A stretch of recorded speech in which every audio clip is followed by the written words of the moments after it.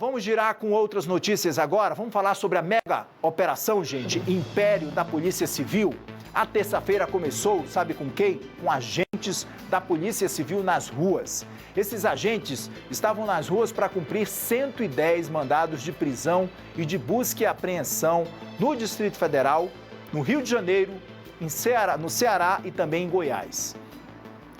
O que acontecia, gente? Como é que era a forma dessa organização criminosa agir?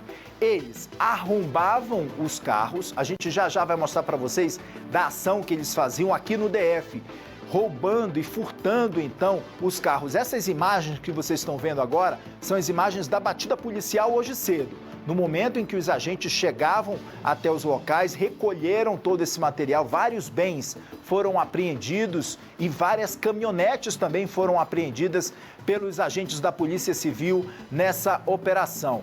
Eles furtavam essas caminhonetes em vários pontos específicos, e estratégicos também aqui do DF. Olha aí a ação da bandidagem durante a madrugada, durante a noite, furtando e levando essas caminhonetes. Na sequência, gente, esse grupo, além desse alvo específico, eles tinham também um repasse certo.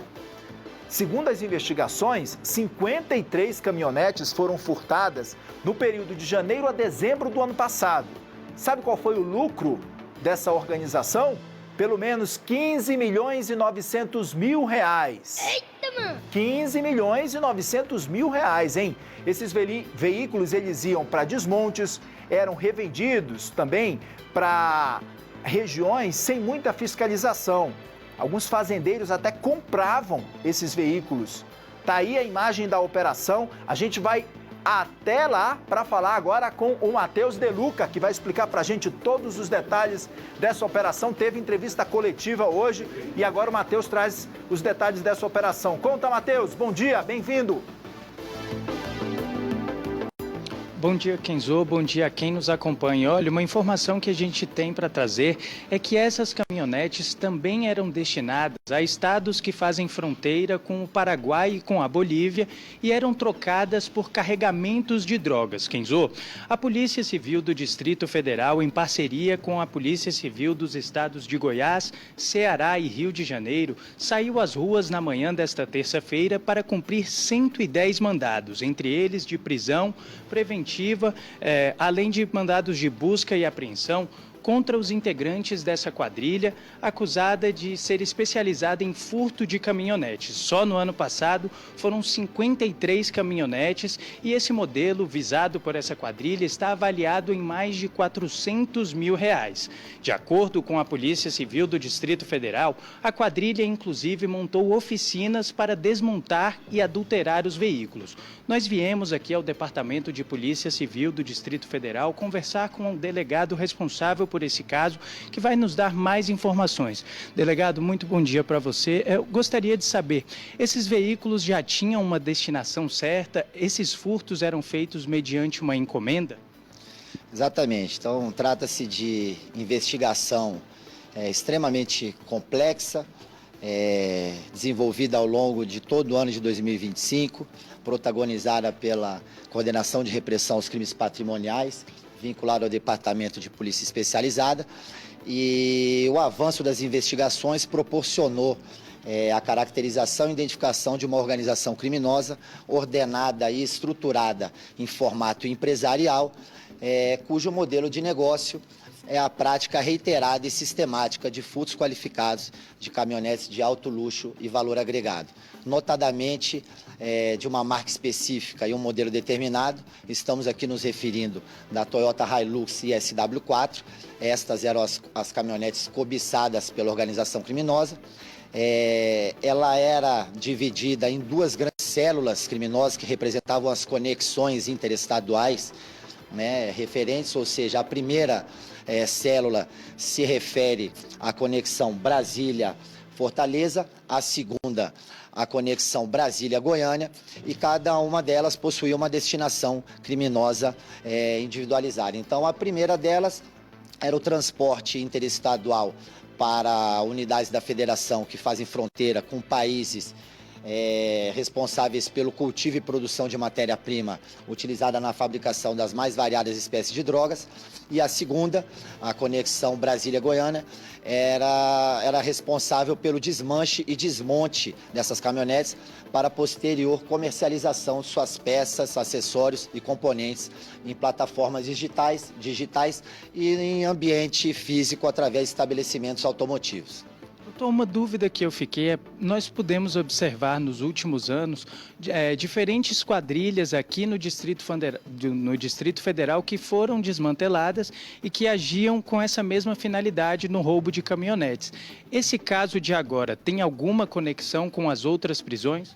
Não há conexão com as organizações criminosas desarticuladas e desmontadas em investigações anteriores.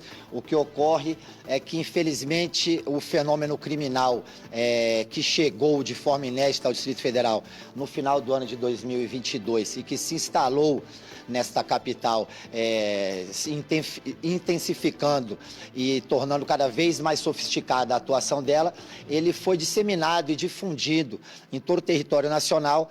Então, a técnica e a metodologia utilizada por esses elementos, as ferramentas, os instrumentos e equipamentos de índole tecnológica utilizadas para burlar e superar o sistema de segurança implementado pela fabricante montadora, já foram disseminados e distribuídos através de cooperações estratégicas de natureza criminosa entre vários grupos criminosos do Brasil. É isso, Kenzo. Você tem alguma pergunta? Obrigado, Matheus. Doutor Conrad, muito obrigado pela participação ao vivo aqui com a gente no SBT, trazendo os detalhes dessa operação, doutor. A gente tem visto nas imagens, né, que a polícia teve acesso de toda essa movimentação dos criminosos durante a noite, não era nem meia-noite ainda, 23 horas e 16 minutos, os criminosos, em fevereiro do ano passado, furtando essa caminhonete em áreas residenciais aqui do Distrito Federal. Essa ação era uma ação bastante coordenada, né, doutor? Como o senhor estava explicando para a gente. Um grupo ficava responsável por fazer esse furto, outro grupo por transportar. Boa parte desse material também ia para desmonte. Era isso, doutor? Perfeitamente, Kenzo. Então, o grupo atuava de forma profissional e especializada. Eles detêm o conhecimento da tecnologia veicular a ser atacada.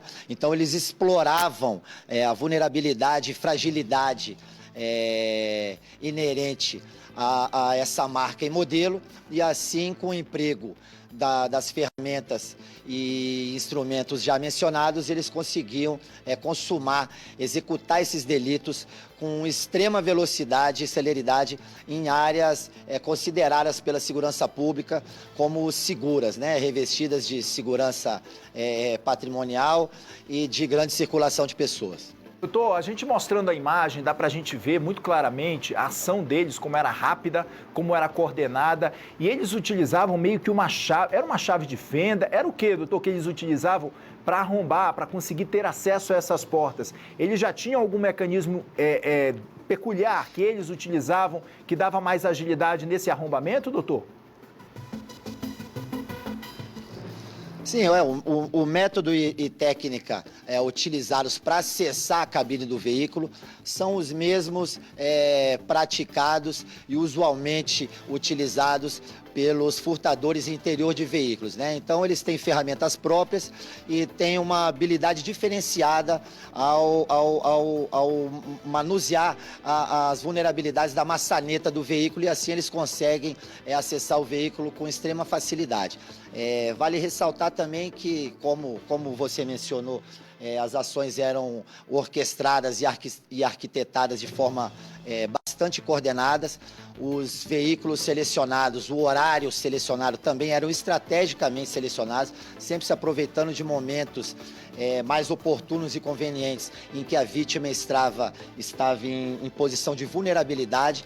Então, a título de exemplo, eles praticaram diversos furtos nas imediações de estacionamentos públicos de hospitais. Então, Então, eles sabiam, né, com a óbvia experiência de que a partir do momento que uma pessoa estaciona seu veículo para se dirigir a uma unidade hospitalar, eles vão despender um tempo considerável nesse hospital e assim eles aproveitavam para praticar os furtos, né? Outra estratégia adotada por eles na execução desses furtos era comparecer com veículos de apoio de modelos atuais, acima de qualquer suspeita, onde eles se confundiam com o próprio proprietário do veículo. Então não foram raras as vezes em que pessoas testemunharam a prática da subtração, mas não desconfiaram em momento algum de que poderiam ser elementos criminosos. Ou seja, eles andavam acima de qualquer suspeita, né, doutor?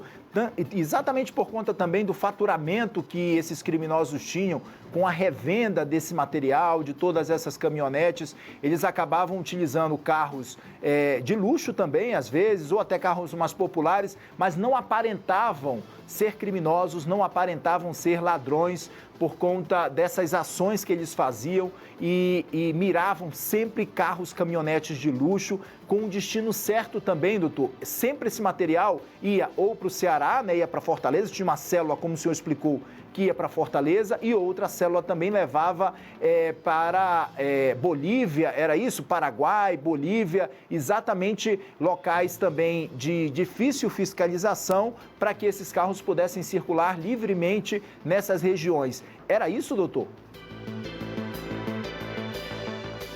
Na realidade, a célula que corresponde à conexão Brasília-Fortaleza, ela é liderada, chefiada, a cúpula dessa célula criminosa. Ela é sediada no município de Fortaleza, entretanto, eles patrocinavam e fomentavam, né, através de fornecimento de equipamentos e direcionamento de recursos para os elementos que se deslocavam ao Distrito Federal, e aqui eles praticavam os crimes. Então, em momento algum, as caminhonetes subtraídas no Distrito Federal eram transportadas para o município de Fortaleza.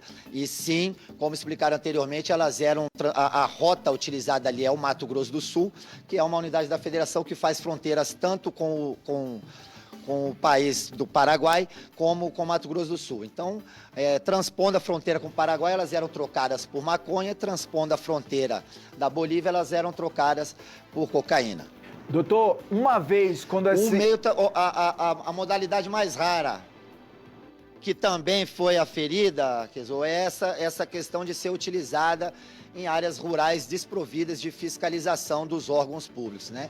Então, não era a destinação prioritária e preponderante da agremiação criminosa, mas foram identificados casos em que essas caminhonetes foram transportadas para regiões rurais desprovidas de fiscalização.